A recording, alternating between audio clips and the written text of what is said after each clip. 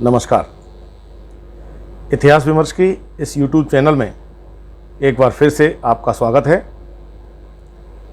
आज हम इस वीडियो में जानेंगे जो मध्य प्रदेश हायर एजुकेशन द्वारा ई प्रवेश की प्रक्रिया चल रही है, उसमें विद्यार्थी अपने फॉर्म किस तरह MP ऑनलाइन में जाकर सबमिट करेंगे।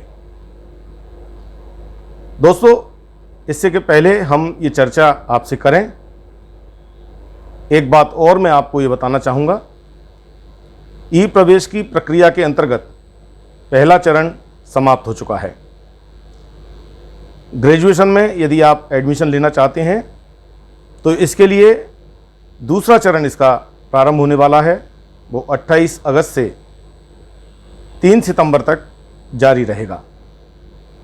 इसी प्रकार स्नातकोत्तर कक्षाओं में प्रवेश के लिए यानी PG कक्षाओं में प्रवेश के लिए जो विद्यार्थी इंटरेस्टेड हैं और जिन्होंने अभी तक प्रवेश के लिए अप्लाई नहीं किया है, वे ई प्रवेश पोर्टल पर जाकर अपना प्रवेश प्रक्रिया को पूरा कर सकते हैं। दूसरा चरण ई प्रवेश के लिए स्नातकोत्तर कक्षाओं के लिए प्रारंभ हो चुका है।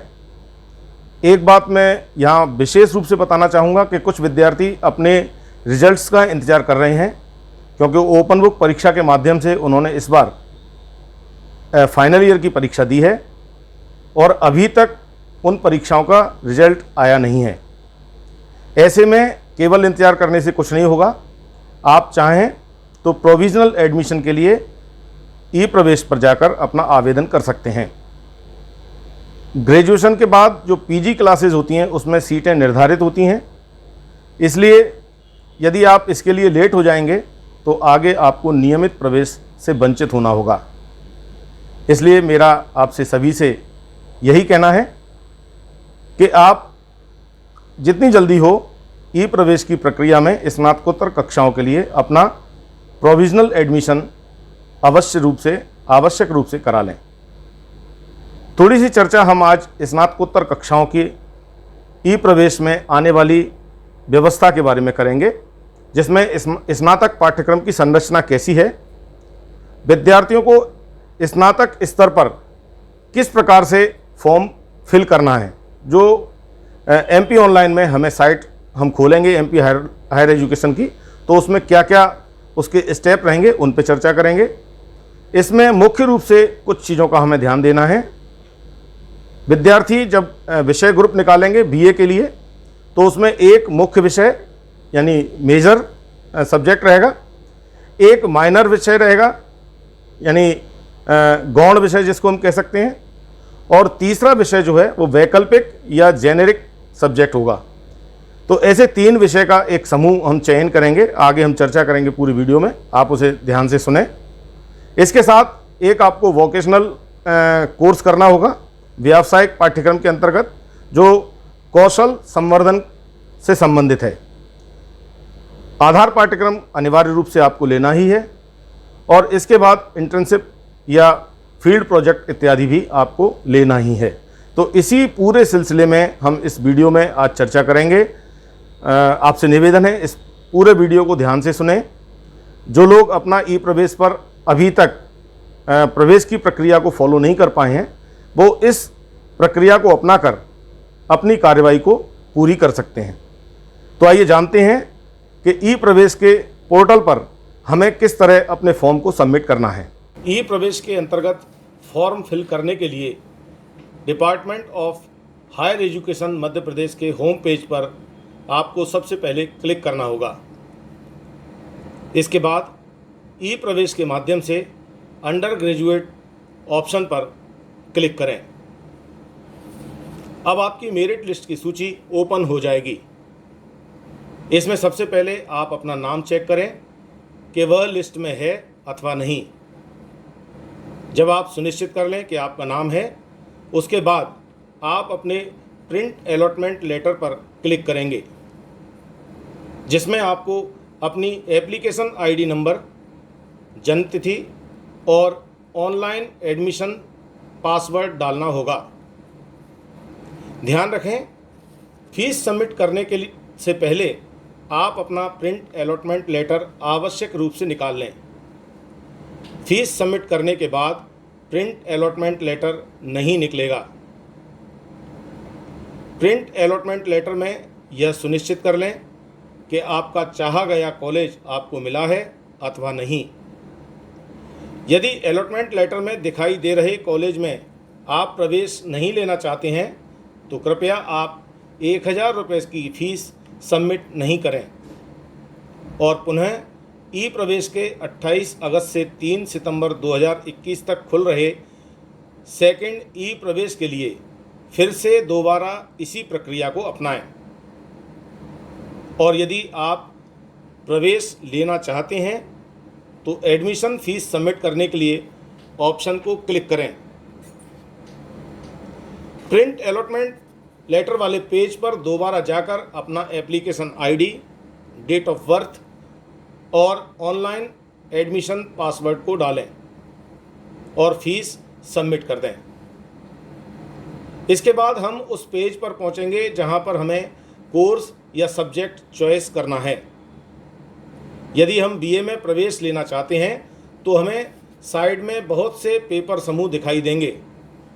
इनमें से किसी एक पेपर समूह के 3 पेपर हमें चुनने होंगे। इन 3 पेपर में से आपको एक मुख्य विषय अर्थात मेजर सब्जेक्ट के रूप में चुनना है, एक गौण विषय अर्थात माइनर सब्जेक्ट के रूप में चुनना है और एक जो शेष बचा हुआ पेपर है वह वैकल्पिक विषय या जेनेरिक सब्जेक्ट के रूप में चयन करेंगे। वैकल्पिक विषय अर्थात जेनेरिक सब्जेक्ट के लिए कोर्स की सूची आपको अपनी स्क्रीन पर अलग से दिखाई देगी, जिसमें से आपको किसी एक कोर्स का चयन स्वैच्छिक करना होगा।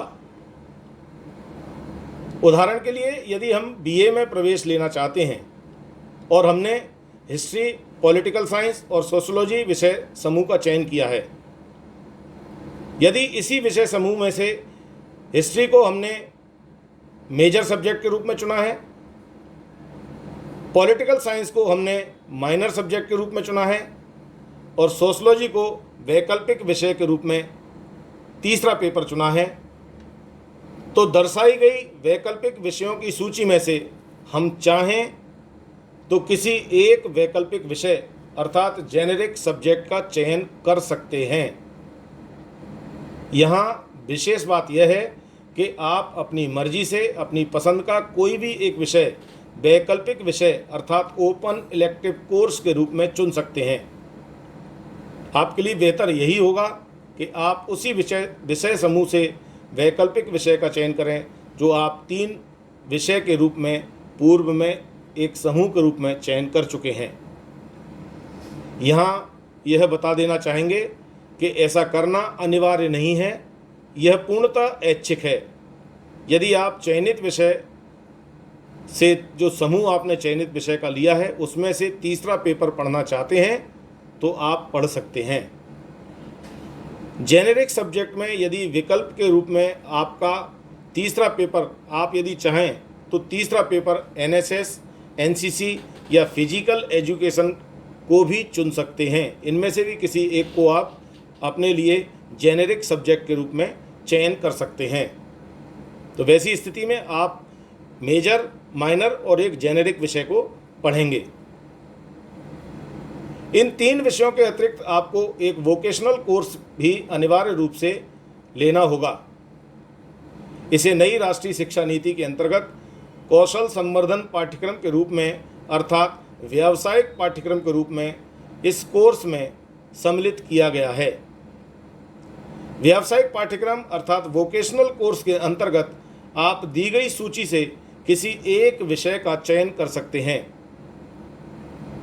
इसी तरह अनिवार्य विषय के रूप में आपको आधार पाठ्यक्रम अर्थात योग्यता संवर्धन पाठ्यक्रम को भी अपने फॉर्म में फिल करना होगा। ऐसा करना सभी विद्यार्थियों के लिए अनिवार्य होगा। और अंत में आपको इंटर्नशिप, परियोजना और शिक्षुता अर्थात इंटर्नशिप, फील्ड प्रोजेक्ट और अप्रेंटिसशिप में से कोई एक का चयन अनिवार्य रूप से करना होगा। इंटर्नशिप में आप अपने कैरियर से संबंधित व्यवसाय में कार्य अनुभव से जुड़कर अपना अनुभव बढ़ा सकते हैं।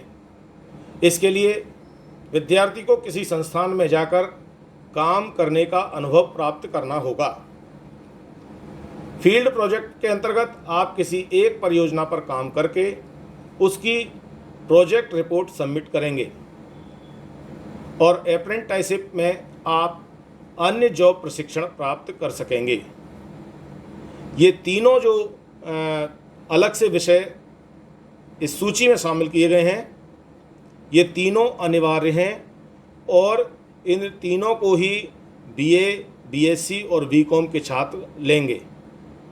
यानी आधार पाठ्यक्रम भी कंपलसरी है, व्यावसायिक पाठ्यक्रम भी, और इंटर्नशिप या प्रोजेक्ट वाला यह पाठ्यक्रम भी आपको अनिवार्य रूप से लेना होगा, तभी आपकी ग्रेजुएशन की डिग्री पूर्ण मानी जाएगी। यहाँ यह बता देना चाहेंगे कि केवल बीए कोर्स में प्रवेश के लिए अधिक विषय का ऑप्शन दिया गया है, जिसमें से विद्यार्थी अपने लिए किसी एक विषय समूह में 3 पेपर का चयन करेगा। बीकॉम या बीएससी के लिए विषय चयन की कोई परेशानी नहीं है। वैकल्पिक, इलेक्टिव या जेनेरिक विषय के लिए इसी पोर्टल पर दी गई बीए, बीएससी और बीकॉम के लिए विषयवार सूची में से विद्यार्थी अपने लिए किसी एक वैकल्पिक विषय का चयन स्वैच्छिक रूप से कर सकता है। आपको अपने इस फॉर्म में सबमिट करते समय कोरोना वैक्सीन की भी जानकारी देना होगी। आपको वैक्सीनेशन में एक वैक्सीन लगी है या वैक्सीन के दोनों डोज आपके कंप्लीट हो चुके हैं, आपको अपने फॉर्म में यह भी सबमिट करना होगा। और अंत में, यदि आप शासन की किसी योजना जैसे मेधावी छात्र, संबल कार्ड, मुख्यमंत्री जन कल्याण योजना, मुख्यमंत्री कोविड-19 बाल कल्याण योजना आदि का लाभ लेना चाहते हैं, तो ऐसे में आपको शुल्क मुक्ति की पात्रता रहेगी, आपकी किसी प्रकार की फीस नहीं लगेगी। किंतु ऐसे विद्यार्थियों को फिर और अन्य प्रकार की स्कॉलरशिप की पात्रता नहीं होगी। यानी एक ही योजना का लाभ आप ले सकते हैं, या तो स्कॉलरशिप लें या इन योजनाओं में से किसी एक का लाभ। ई प्रवेश से संबंधित अन्य जानकारी आप इतिहास विमर्श की इसी YouTube चैनल पर पूर्व में प्रसारित वीडियो महाविद्यालय में नवीन प्रवेश 2021-22, ई एडमिशन 2021-22 और राष्ट्रीय शिक्षा नीति के लाभ मिलेंगे नवीन प्रवेशित छात्रों को से भी प्राप्त कर सकते हैं। इसी चैनल पर हम आगे भी ई प्रवेश प्रक्रिया की अन्य जानकारियां देते रहेंगे, जैसे न्यू सिलेबस है, नई राष्ट्रीय शिक्षा नीति में ग्रेडिंग सिस्टम कैसा होगा, आपकी परीक्षाओं का स्वरूप कैसा होगा, जैसे कई महत्वपूर्ण विषयों पर हम आगे भी चर्चा करेंगे। इसके लिए ज़रूरी है कि आप इतिहास विमर्श की इस चैनल से जुड़े रहें, और यदि आपने इसे अभी तक सब्सक्राइब नहीं किया है तो आप इतिहास विमर्श की इस YouTube चैनल को सब्सक्राइब अवश्य करें। साथ ही बेल आइकन भी दबाएं और ऑल के बटन पर पुश करें, जिससे सारी जानकारियां हम इस चैनल के माध्यम से आपको देंगे वो सबसे पहले आपको प्राप्त हों। तो दोस्तों, आज के लिए इतिहास विमर्श में इतना ही। मुझे विश्वास है ये जानकारी आपके लिए महत्वपूर्ण होगी। आप सभी का दिन शुभ हो। बहुत बहुत धन्यवाद। जय हिंद।